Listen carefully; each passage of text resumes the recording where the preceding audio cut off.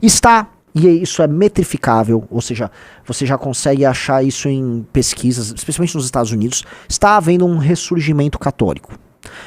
Todo mundo que ou tem parentes ou é católico relatou, por exemplo, que essa Páscoa ela foi especialmente diferente. E não é aqui no Brasil, por exemplo, não é um fenômeno. O Frei Gilson, ele é um fenômeno em si, mas não é só ele.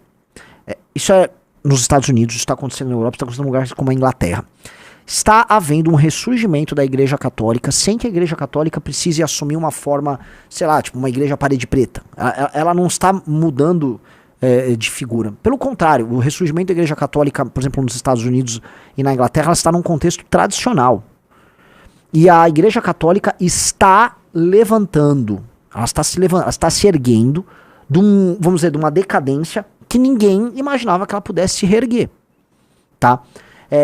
Eu falo isso agora por conta do contexto do Papa? Não. Eu falo isso porque isso é perceptível, está rolando um processo de conversão de jovens. Teve uma pesquisa do Pew Research nos Estados Unidos que captou que a queda da religiosidade nos Estados Unidos brecou e aí voltou a subir. Então está tendo um ressurgimento da Igreja Católica num contexto em que ela não está apelando aqui não é teologia da libertação, também não é um catolicismo espetáculo. É como se fosse uma busca em se apegar a um determinado tipo de tradição, e as pessoas estão fazendo um link entre uma determinada tradição europeia / ocidental com a tradição católica, como se fosse impossível você fazer uma defesa da sua origem ocidental, e eu estou falando especialmente dos Estados Unidos da Europa, que passam por problemas dessa ordem, sem buscar, vamos dizer assim, uma base metafísica, uma base religiosa que ancore esse seu pertencimento. Então, esse seu pertencimento não posso falar, eu sou americano, não, se eu sou um espanhol, eu sou católico. Então, essa identificação que ela já vem rolando na internet, aqueles montes de edits, né, uma espécie de um revival daquele filme Cruzada, as pessoas estão adorando falar, esqueci agora o nome do Rei Mascarado, aliás, um personagem sensacional. Então tá tendo um revival e uma busca de uma identidade. Isso já estava acontecendo, mas primeiro como uma espécie de o Riso pegou páginas como essa, Thread West, né? Essa página é maravilhosa. Essas páginas, né, e vários perfis estão jogando para gerações mais novas um tipo de catolicismo tradicional e uma busca por uma identidade, vamos dizer, uma identidade,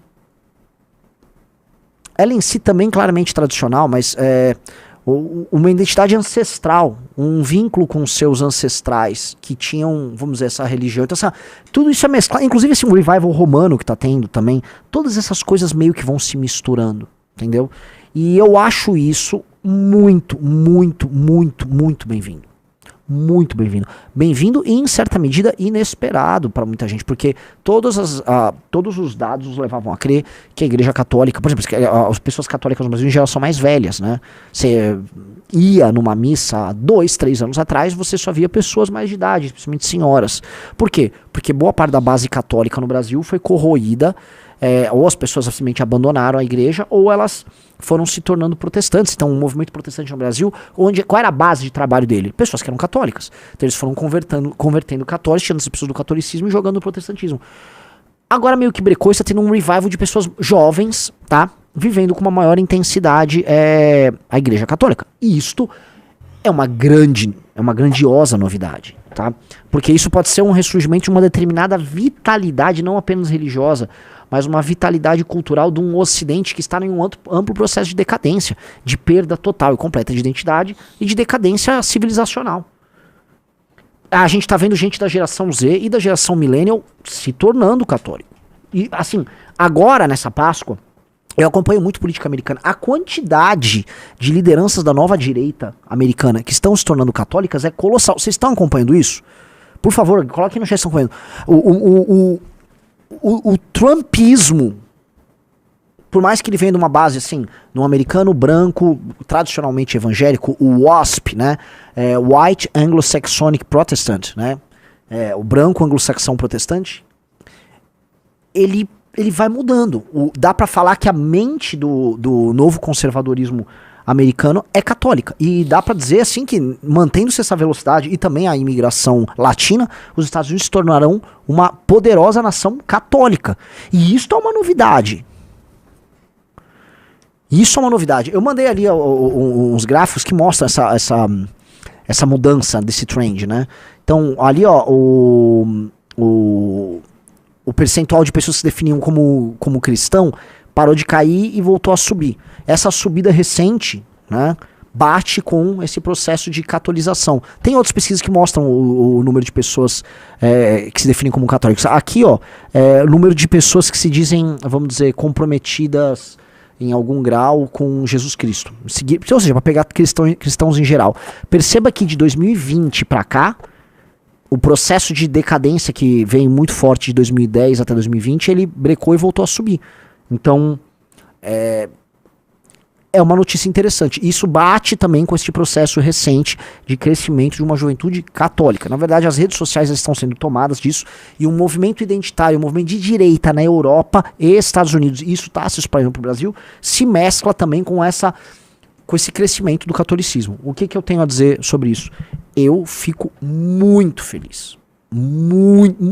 Monumentalmente feliz. Tá? É uma das maiores notícias que podem ter. Essa é uma das melhores notícias que a gente pode encontrar, tá? Eu falo com o Beraldo é católico, a Amanda é católica. Os dois, no caso, bem fervorosos, assim. O Russo também. Isto é uma novidade, tá? E isso tem implicações bem grandes, inclusive geopolíticas, tá? E eu acho que isso vai acontecer também no Brasil. Já está acontecendo no Brasil. Tá? E eu acho que é uma coisa que é boa para tudo, porque se existe uma concorrência entre religiões, entre cristianismos, formas de cristianismo aqui no Brasil, o fato da Igreja Católica que não está apelando para o que uma parte das denominações evangélicas apelam e está conseguindo crescer, e isso é um sinal. Isso é um sinal viçareiro, por exemplo, para denominações, vai para batistas, para várias denominações sérias dos evangélicos, fala, mano, persevere no trabalho sério. Faça o trabalho, foque no trabalho sério. Porque é uma coisa que é verdade, cara. O que é picareta, seja na política, seja nos negócios, seja na fé, o que é picareta não dura. Um picareta sucede o outro muito rápido, ele cai, sobe. Tá. E isso é uma notícia boa. Isso é uma notícia civilizacional. E eu acho que, enfim, eu acho que isso é muito bem-vindo. Um cara me mandou, João Gabriel Moraes, falou: o que é Mitra? Cara, que é Mitra? Mitra é simplesmente um dos deuses do panteão indo-iraniano, também do panteão indo-ariano, que se espraiou por Roma, e ele é uma divindade ligada à confiança, ao contrato e à guerra. E, enfim, eu adoro falar sobre mitraísmo. Se quiserem, eu posso depois fazer um podcast pra vocês disso.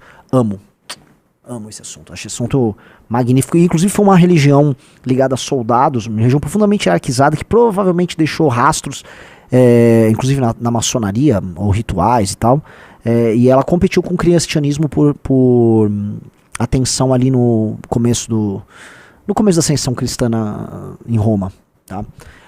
Se quiserem, eu faço um podcast aí sobre mitraísmo. Eu adoro esse assunto, eu manjo demais. Tem uma tatuagem do Mitra, acho o assunto sensacional. Já assistiu Raised by Wolves? O Ricardo perguntou ali. Não, mas eu sei que falam do mitraísmo, né? Tem uma seita mitraica viajando, tá? É bem doido. Então, o que eu posso colocar, tá? Vai ter agora, as pessoas estão comentando, poxa, morreu o Papa Francisco, e aí começaram aqui na internet, nos Estados Unidos menos, mas aqui no Brasil, vários ataques a ele, né? O Papa comunista, e aí de novo a gente começou a ter essa guerra entre setores de um determinado tipo de protestantismo brigando com católicos. Estupidez. Gente falando, o Papa era de esquerda, o Papa não era de esquerda, o Papa era progressista. Já vi várias declarações progressistas, mas novamente eu não estou inserido dentro da comunidade católica, então eu não vou ficar aqui dando minha opinião como alguém de fora, né? O que eu posso dizer é o seguinte: ele sucedeu um Papa conservador, que era o Ratzinger, o Bento XVI, e ele muito possivelmente será sucedido por um outro Papa conservador. E eu acho que faz sentido, dentro do espírito do tempo, termos um Papa tradicional e conservador, não importa de onde. Então, gente falando sobre cardeais, dois cardeais africanos, tem gente falando de um eventual Papa americano. O ponto é, um papa que seja tradicional e que imponha num mundo que cada vez menos faz sentido um determinado sistema de valores claro, ele pode ser um papa muito emblemático desse novo momento aí da Igreja Católica. Pode ser um papa muito emblemático. Então, que os cardeais ali, na hora de soltar a fumacinha, tomem uma decisão sábia, né? Espero que tomem uma decisão sábia, porque é um novo momento. É um novo momento. E eu venho acompanhando, né, essa coisa desse avivamento católico aí há alguns anos. Isso já tá, assim, isso já é sugerido há pelo menos uns 7, 8 anos. O Riso sabe, começou a ter umas coisas pontuais aqui e ali, mas primeiro elas eram meio cringe, tinha umas coisas meio cringe de internet. Depois tinha pessoas sérias que estavam fazendo um trabalho sério, ok. Não depois, concomitantemente. Mas é possível dizer que houve essa busca por uma espécie de raiz, especialmente por parte da geração Z, tá? Isso é muito forte na geração Z. Essa busca por uma raiz os levou a várias coisas. Esse estudo dos estoicos, né? Esse boom estoico que teve.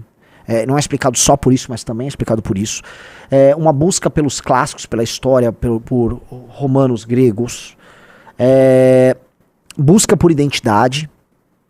E, naturalmente, isso vai desembocar no catolicismo. Existe na Europa até um movimento pagão. Até sigo alguns caras, mas eu acho isso meio, sei lá, eu não acho que isso tenha força, né?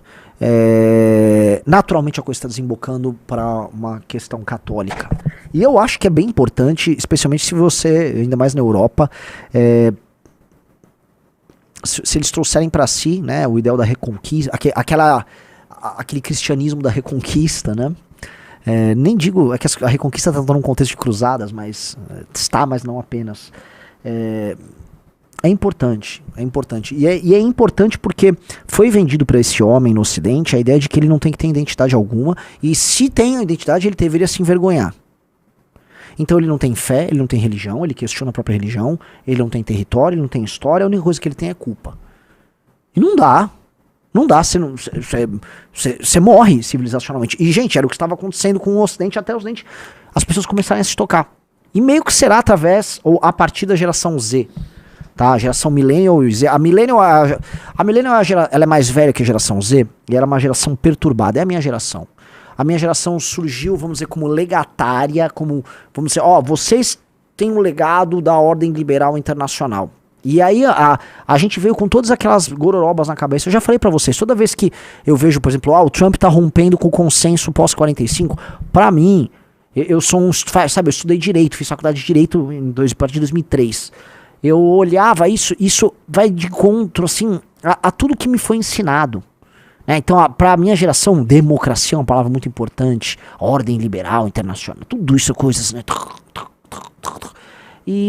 Só que minha geração foi a geração traída, ela foi a geração que se deu mal no mundo inteiro. No Brasil até se deu um pouco bem no boom das commodities, mas depois se deu mal. E aí essa geração não ficou toda capenga, tá toda quebrada, tá toda traída. E eu acho que a sensação de traição vai fazer com que ela se junte com a geração Z. Não à toa, eu vou dar um exemplo. O público aqui do nosso canal é a geração Z e Millennial. O Riso pode fazer de novo aquela enquete pra vocês verem, né? De qual é. Você tem que botar de que ano a que ano, né? Ano de nascimento. Abrir a enquete, você vai ver que o público é esse. Então vai ter um encontro entre um cara que foi enganado, que é o cara da geração Millennial, e que tá puto, com um cara da geração Z que já não tinha mais nada. Ou seja, tudo que a geração Millennial teve, né, em termos de ancoragem e que quebrou, a geração Z não teve. Ela já começou sem âncora nenhuma, ela já começou perdida. Então a geração Z tá à procura de construir algo. E acho que a Millennial e a Z tem que falar, brother, tamo junto e vamos que vamos. O Alisson aqui falou, geração Millennial é a combinação dos problemas do consenso boomer. Sim, a geração Millennial é que viu o colapso disso. E a geração Z é quem viveu o colapso. Então a geração Z é necessariamente uma geração que cria. E eu acho isso ótimo. Acho isso ótimo, entendeu? Porque é necessário criar algo novo. Então, eu venho, assim, eu não esperava ver isso com tamanha intensidade. Eu vi o Orlando comentando, eu tô vendo comentaristas dos mais diversos, eu vi o Bisotto também falando, eu vi gente do MBL no Rio, todo mundo que é católico do MBL e que teve no domingo é domingo de Ramos, né? sem nada de religião, a gente, mas esteve presente aí em missas e tal, falou, cara, tudo lotado. E isto quebra com um processo que era muito triste. Eu vou dar um exemplo. A última vez que eu tive na França, na Espanha, eu gosto de visitar igrejas aí pelo interior, né? E você vê na França, igrejas maravilhosas, completamente vazias. Completamente abandonadas, cara, sem fiéis.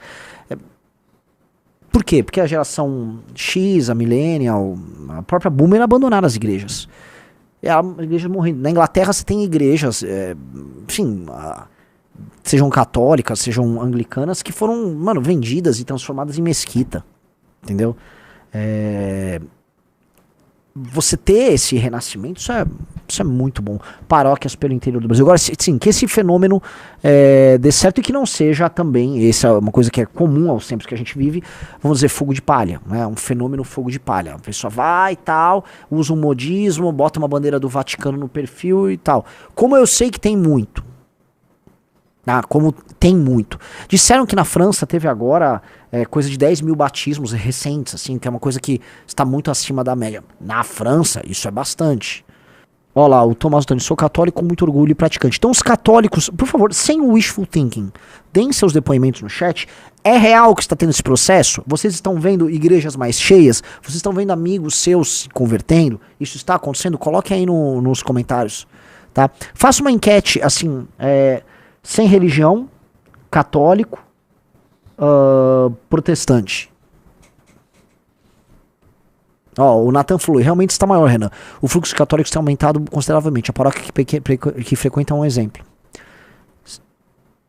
Alguns o Rafael Bolson falou, eu acho que não. Alguns, infelizmente, não. Você tem vários, uns falando que sim, outros também falando que não. Me parece que, no geral, é uma resposta positiva, que a gente está vendo isso acontecer e não é um fenômeno local, não é de uma região no Brasil, não é do Brasil, é um fenômeno Brasil, Estados Unidos e Europa, tá?